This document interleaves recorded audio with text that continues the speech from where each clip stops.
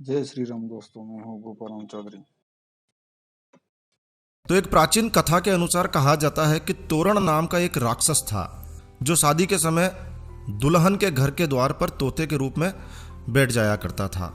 तोते का रूप धारण कर लेता और दुल्हन के घर के मुख्य द्वार पर बैठ जाया करता था। जब दूल्हा द्वार पर आता तो वो राक्षस दूल्हे के शरीर में प्रवेश कर जाता था और दुल्हन से स्वयं शादी रचाकर उसे परेशान करता था। एक बार की बात है, एक साहसी और चतुर राजकुमार की शादी तय हुई। शादी के समय जब वो दुल्हन के घर में प्रवेश कर रहा था तो उस राजकुमार में कुछ दैवीय शक्तियां थी। तो अचानक उसकी नज़र उस राक्षसी तोते पर पड़ी। वो तुरंत समझ गया कि ये राक्षस है और उसने तुरंत तलवार निकाली और उसे मार गिराया और फिर शादी संपन्न हुई। बताया जाता है कि उसी दिन से तोरण मारने की परंपरा शुरू हुई। आपने कभी गौर किया है?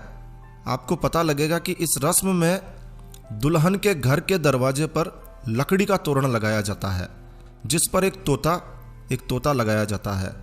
अगर आपने नहीं देखा है तो आप ठीक से तोरण को देखिए। तोरण पर तोता जरूर बिठाया जाता है। तो लकड़ी से तोरण बनाया जाता है और उस पर एक राक्षस का प्रतीक तोता बिठाया जाता है और बगल में दोनों तरफ छोटे तोते बिठाए जाते हैं।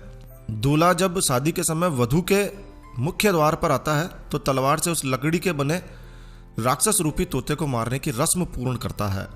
गांवों में तोरण का निर्माण खाती के द्वारा किया जाता है, लेकिन आजकल बाजार में सुंदर सुंदर तोरण मिलने लगे हैं। कुछ तोरण तो चाइनीज तोरण हैं जिस पर गणेश जी और स्वास्तिक जैसे धार्मिक चिन्ह अंकित किए होते हैं।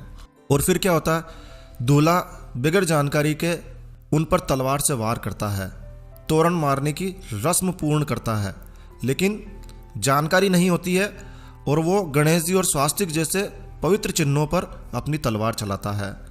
शास्त्रों के अनुसार तोरण पर तोते का स्वरूप ही होना चाहिए, दूसरा कोई चिन्ह नहीं होना चाहिए। लेकिन इन दिनों तोते की जगह तोरण पर गणेश जी या अन्य धार्मिक चिन्ह अंकित कर दिए जाते हैं। दूल्हा भी तोरण की जगह उन पर ही वार करता है और कहते हैं कि भारतीय समाज में पति पत्नी के मध्य अनेक प्रकार के विवाद, तलाक बढ़ने के मामले के पीछे भी यही कारण है। तो विद्वानों को भी इस बात को समझकर प्रचारित प्रसारित करना चाहिए। एक तरफ हम शादी में गणेश पूजन करके उनको रिद्धि सिद्धि सहित शादी में पधारने का निमंत्रण देते हैं और दूसरी तरफ हम उन्हीं पर तलवार से वार कर उनका अपमान करते हैं। ये उचित नहीं है।